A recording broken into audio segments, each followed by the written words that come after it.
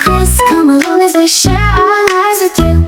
We have many adventures. We're always on the go, doing errands, traveling, casinos, and much more.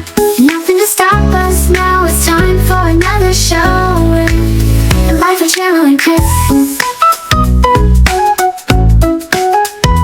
Hit that subscribe button today and come share our lives with us.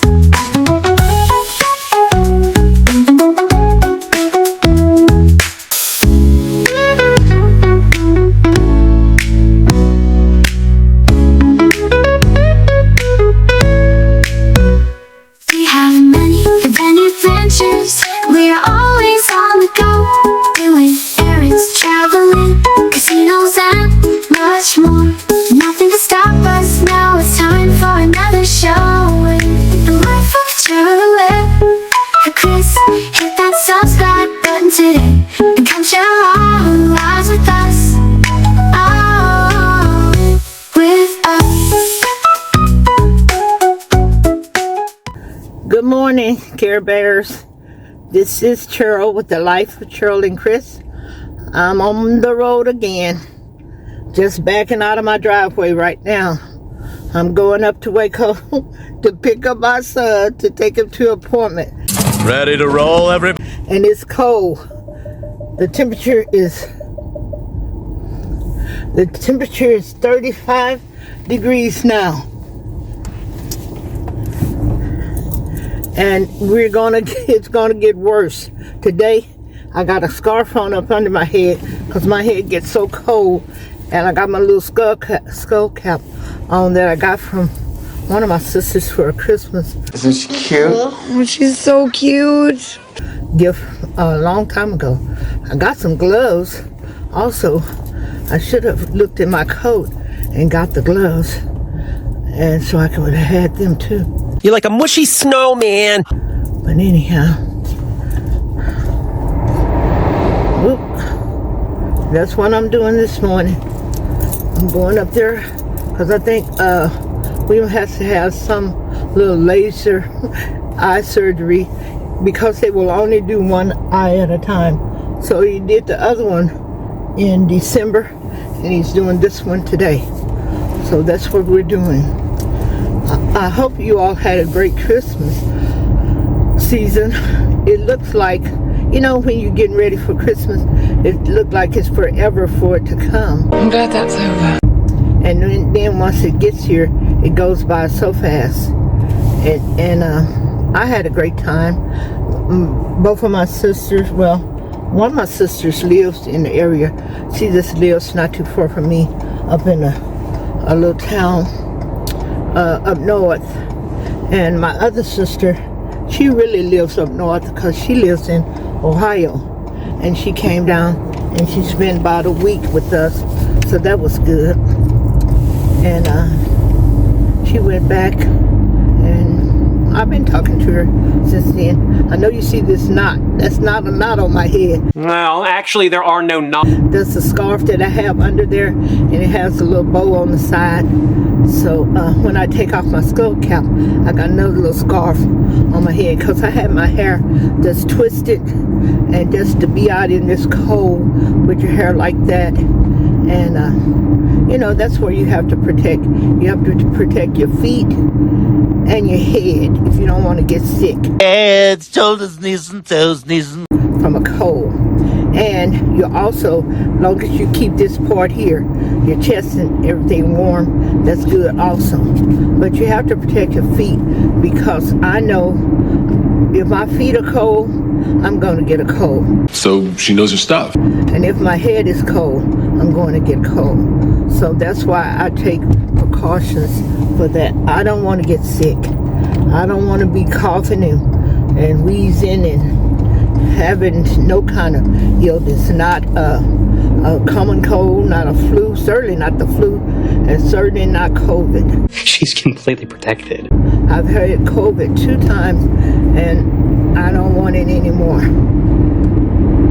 I didn't have a real bad time with it because I did survive it, and I had my throat was sore. I had a sore throat, and you know how you have a lot of that phlegm and you're sneezing a lot and stuff like that. I had that going on, but other than that, I just felt kind of tired and achy. I never did lose my sense of smell neither time that I had it. I know some people said they do, but I never did. And you know, it ran for about a week to 10 days. But what I did when I first got this second bout of COVID, I had called my like we have a 24-hour nurse because I'm a kidney transplant person, and my insurance provides that. So I had called her the first time when I was feeling sick. What kind of sign they putting up there? They're putting up some kind of sign.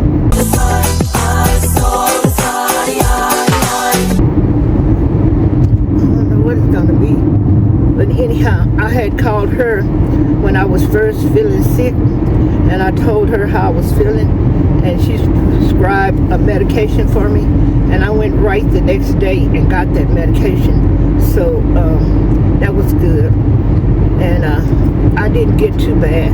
But that's the bout that COVID that I had, and my sister had gotten also. And if you hadn't heard, my sister, my oldest sister, when she got sick from COVID, she got very, very sick. She never did get the medication that she needed because she couldn't get, the nurse prescribed something, but she didn't understand what was going on with my sister, and she prescribed some kind of pain pills that she was using before, but it was the wrong thing. And by the time she realized that she had COVID, because she tried to do the test, but it was so hard for her to get it done, I guess because she wasn't feeling good. And I tried to explain it to her over the phone and tell her how to go about doing it, but she just couldn't understand what I was saying. And by that time, the place that she lived, they had put a restriction that you couldn't even go to her. She lived kind of like in a apartment complex where it was just seniors 50 and up, and most of them wasn't, sick or too disabled or anything. They could still live off on their own, but they wanted that security of being in a setting like that. And so that's where she was living. And I think it was a lot of those people up there had caught COVID, and they had the apartment shut down. At the time, nobody could come up there because they had such a high COVID outbreak. So I wasn't able to go up there and assist her and help her with the test. And she got sick, and she ended up in the hospital. And this year will be 2 years. It's hard to believe. This September will be 2 years that she's been gone. She passed away September the 8th, 2023. I'll miss her. I miss you more every day. And it was so sad because me and my sister had gotten so close. She had been living out of town for the longest time. And then when my mother had gotten sick, she moved back here to this area. And when my other sister that I was really close with, and we would do everything together. We were in sorority together, and we would go to different functions and stuff. We were just close. We talked every day and probably saw each other every day. But anyhow, that sister passed in 2015, and my sister had come back home she was living in Kansas City, Missouri, I think, or something like that. And she came back home because she was going to help. It was only me and my sister that passed away too. She had gotten sick. So I was helping with her, and I was helping with my mom too. So my older sister, she came back home so she could help. And when my sister that passed away, her name was Rosalind. So when Rosalind passed away, my older sister that passed away in 2023, her name was Valerie. And just to say their name is hard for me. But anyhow, she moved back home to help with our mother because our mother had dementia.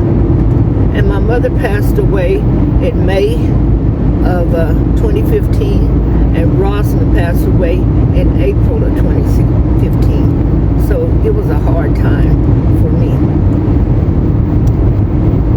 But that's what happened. What we've been through together has changed. And but me and my sister Valerie, we had gotten really close because she had moved back and she lived in the same town that I lived in. And she started calling me every day, and I would call her every day. We'll check on each other, and I would go and check on her because she was living by herself in a house here in Marlin that my sister had, that she had rented to her, or she was staying there rather. And but my sister always had a yearning not to even be in our hometown. She always wanted to be somewhere else.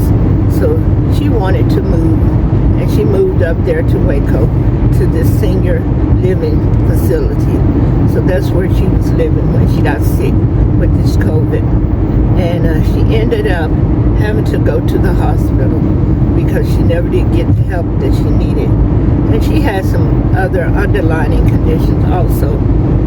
But she was in a hospital, and because it was COVID, and I have my immune, because of my kidney transplant, I can't be around a lot of stuff like that. So I wasn't able to go to the hospital to see her. And I had been calling and checking on her, and they had told me that they were going to move her from, she was in intensive care at the time, but they said it was moving her from intensive care to just a room. And she stayed in that room for about 2 or 3 days, and she started getting sick again. So they moved her back to intensive care. But the night that they moved her back, she called me. I was so surprised. It was like 12:30 at night, and she called me because I hadn't really gotten a chance to talk to her since she had gone to the hospital, because she was always weak or sleepy or not feeling good, and I never got the chance to talk to her. But that night they moved her back there, she called me, and I was so surprised, and I was happy to hear from her. And she called, and she said, "Cheryl?" I said, "Yes." "Valerie?"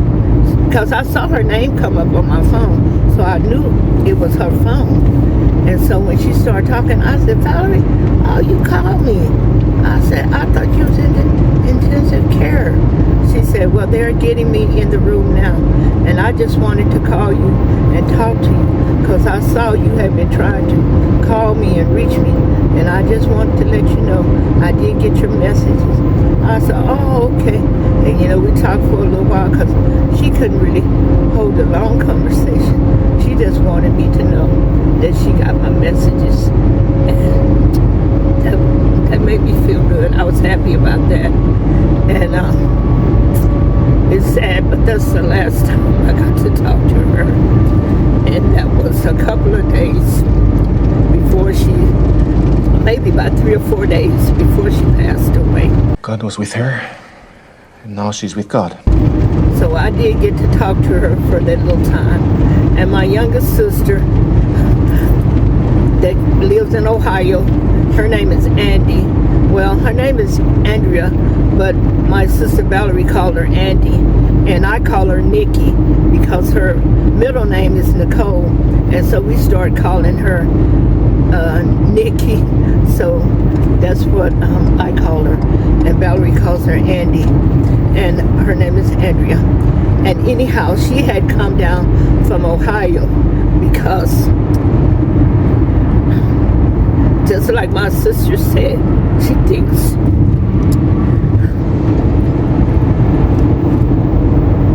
it is so touching and so, it's really hard to talk about. But I know it's good to talk about stuff. But she was saying at my sister's funeral, she did a great talk when she got up there to talk, and she said she believed that's why my mother did. My mother had my sister when she was, I think my mother was 43, and because I was in college, finishing up college, because I was 21 when she was born. So the other ones were 20 and 22. And then my sister next to her, which was Roslyn, she was 15. So my sister said she thinks that's why that my mother had her, because she's there to help with her older sisters. She is like an angel. And she has helped us, because I know when I got my kidney transplant, she came from Ohio, and she spent time with me.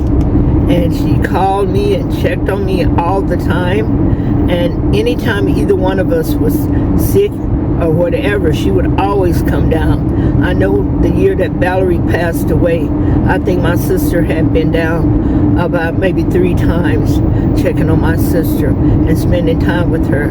And she made sure that she, had her information for the doctor. She was the person that, you call, the doctors could call and talk to about her and all that stuff. So she has really been a help and a joy to have a little sister. And when she's only, my son that passed away, I've had so much death.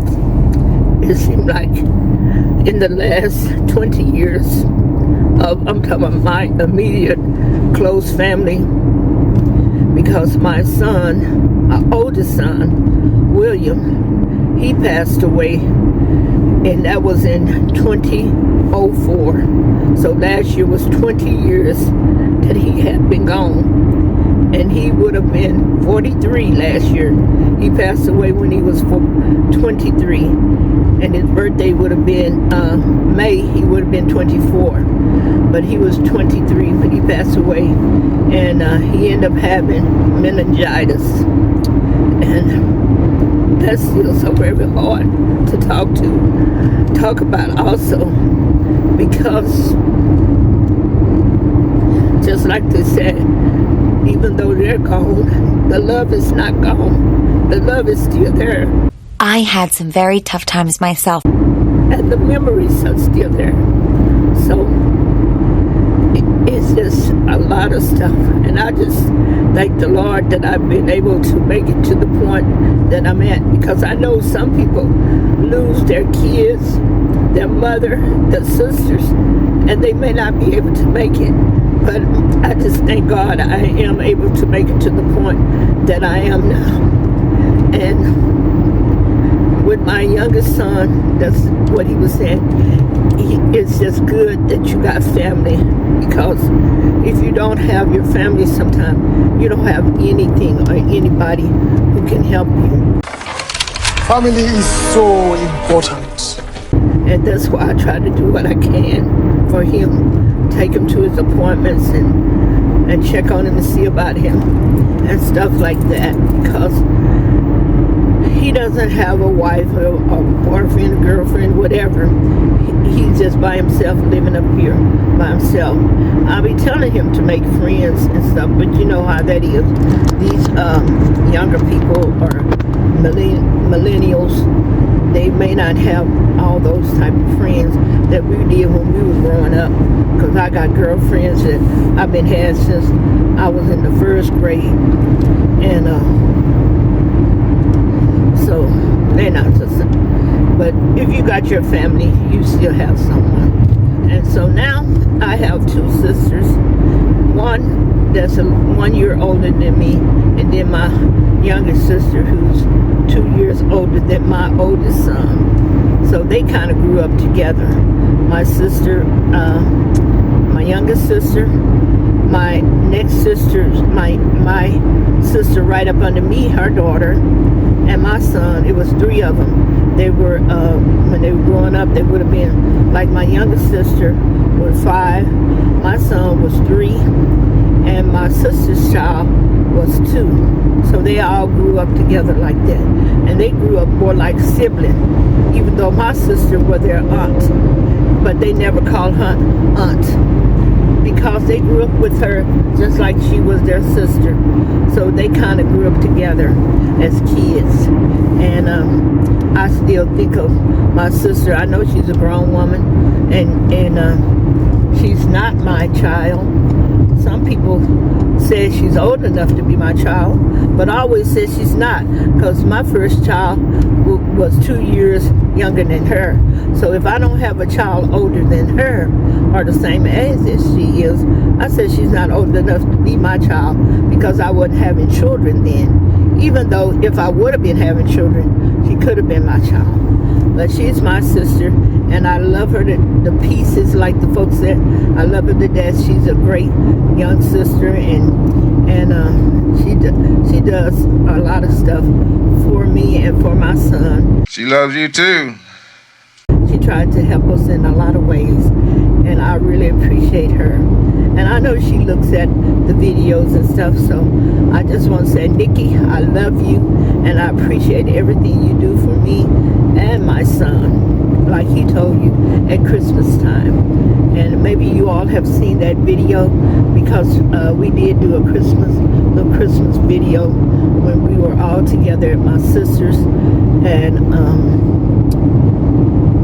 we had a great time. We did an old-fashioned Christmas like we used to when my grandmother and my mother and my aunt and all of us was together. And when my grandmother passed, we started calling the Christmas celebration that we would do on Christmas Eve, we started calling it the Anime Rogers Christmas celebration of Christmas. Go Tell It on the Mountain, because we'd always sing Go Tell It on the Mountain. So we started calling it that after my grandmother passed away. But we did it like we used to back then. We sang songs, we read the scriptures, we talked about, the blessings that we had and all that. And we had a great time on this past Christmas. We were saying we're going back to that, because even if you don't get any gifts in these days and times, these kids got so much stuff and so many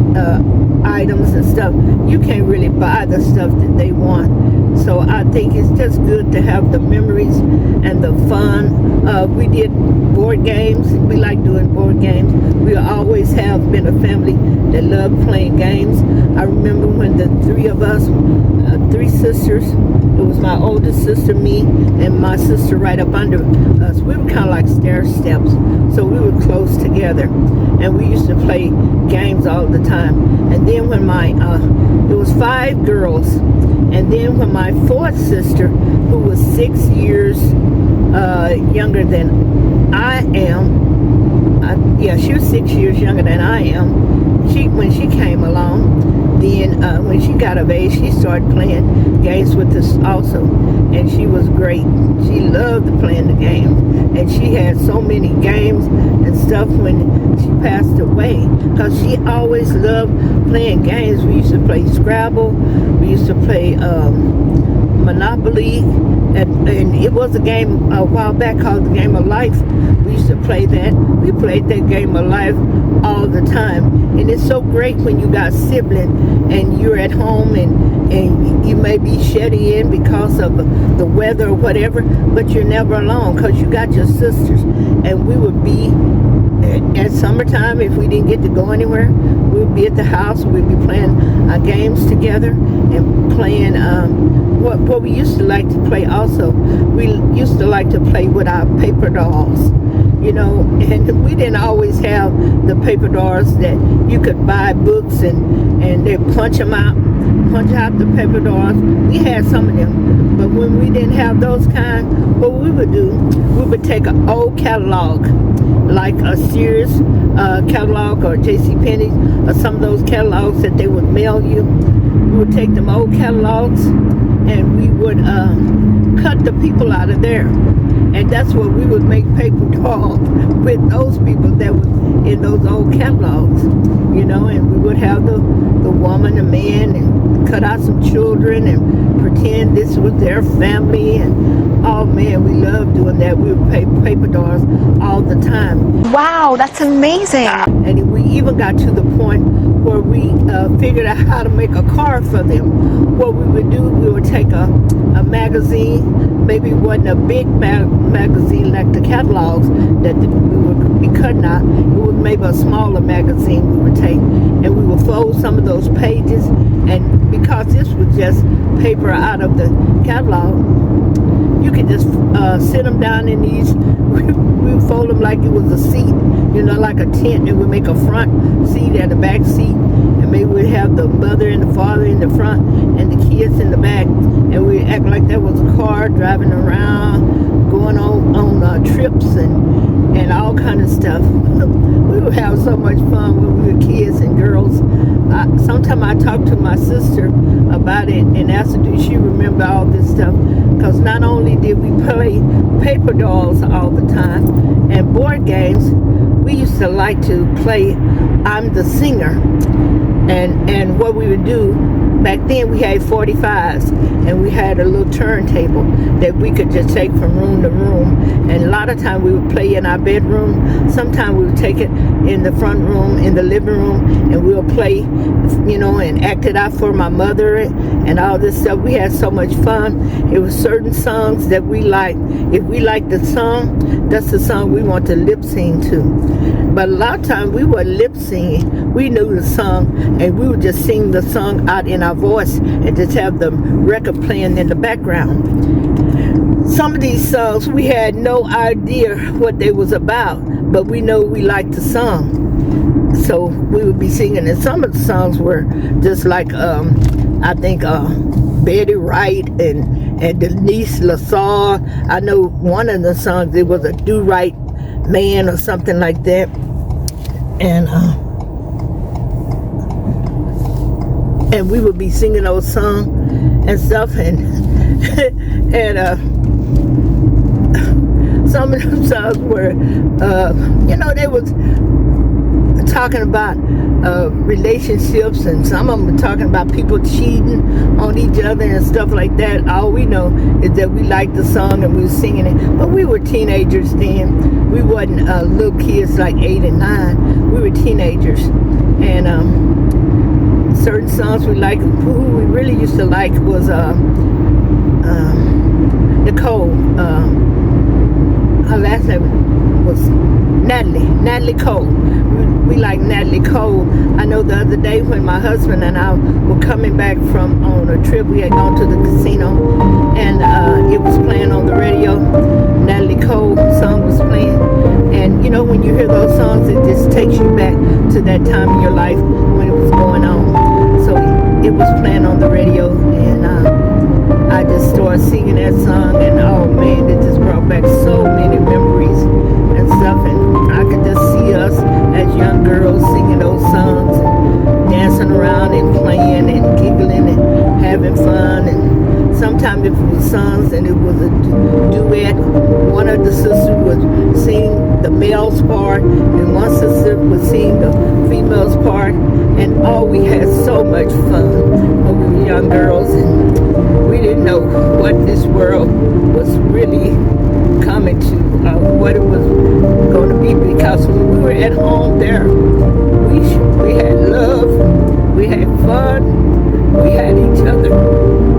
And so that's what I remember growing up. And a lot of times our dad, he wasn't there. He worked a lot, or else he would go, you know, like men, they would go off and be with their friends, or going and doing some. He raised cows and pigs and all that kind of stuff. He may be out there doing that kind of stuff. But when it was just us girls and my mom was so laid back. It's so hard to talk about these things, but I just want y'all to know, you know, what kind of life that I grew up in and what kind of childhood I had. And it wasn't all peaches and cream and everything wasn't perfect, but the parts that was good, it was very good. And the part of our sisterhood, me and my 4 sisters. It was very good. And as we've gotten older, some of us are gone, but we still have the memories of it. Like Rosalind and Valerie, they're gone, but they live on. They live on in my mind and in my heart. They are still here. I'm not going to be able to talk too much longer because I can tell I'm getting very emotional. So I'm going to get out for a little while, and I'm almost up here to pick up William, and I'll pick him up. I'll see how he's feeling today, and you know, if he wants to talk a little on the video, because you know I'm always videoing or doing something. Maybe he will, or maybe he'll remember some of the stuff that I know sometimes we're talking about stuff that he did when he was growing up and stuff. But anyhow, that I hope you enjoyed this little conversation that I've been having, because as you see, like my sister Valerie, she wanted to do a YouTube one time, but she didn't know what she wanted to do it on. And I told her, you can talk. And she said, that's right, I can talk. And I was telling her that could be the name of her YouTube, You Can Talk. I Can Talk or something like that, she was saying, but she never got a chance to do it. But she had much admirations to do that. But anyhow, it's been nice talking. And if I don't get back to you, I just want you to know that this is Cheryl, and always remember that caring is sharing, and we're sharing our life with you. Okay? Bye-bye. Cameras, you gotta help me. I'm trapped in prison. I'm trapped here behind bars. Now my inmate is a crazy hairy weenie. I got a crazy inmate, guys. Guys, if you want to help me and get the key, just subscribe. It's only free. Like, comment, and subscribe today, Care Bears, to get me out of prison. Now, hurry. Hurry. My hairy inmate, she's crazy.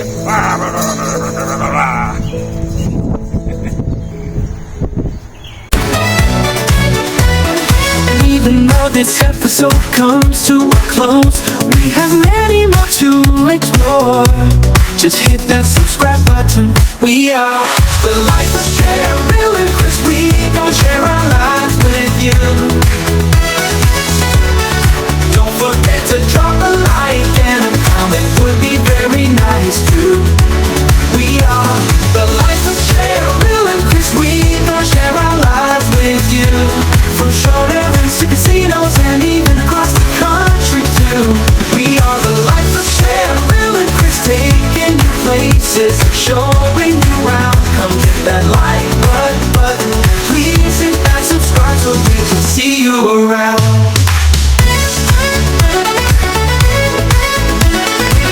We appreciate you and glad you are part of the family.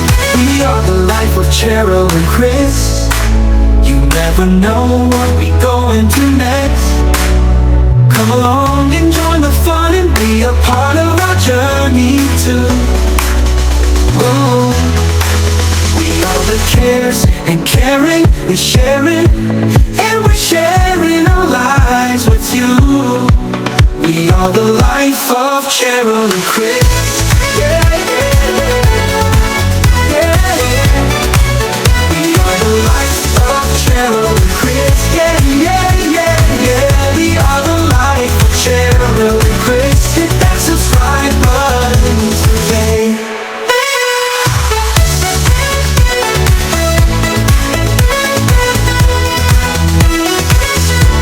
We are the life of Cheryl and Chris. We gon' share our lives with you.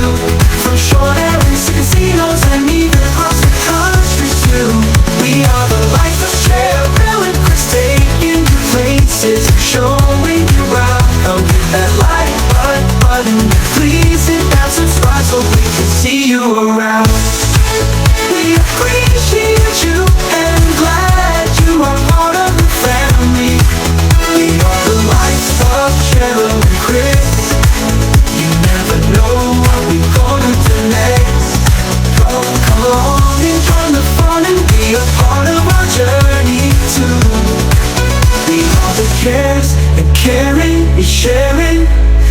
sharing our lives with you. We are the life of Cheryl and Chris. Yeah, yeah, yeah. We are the life of Cheryl and Chris. Yeah, yeah.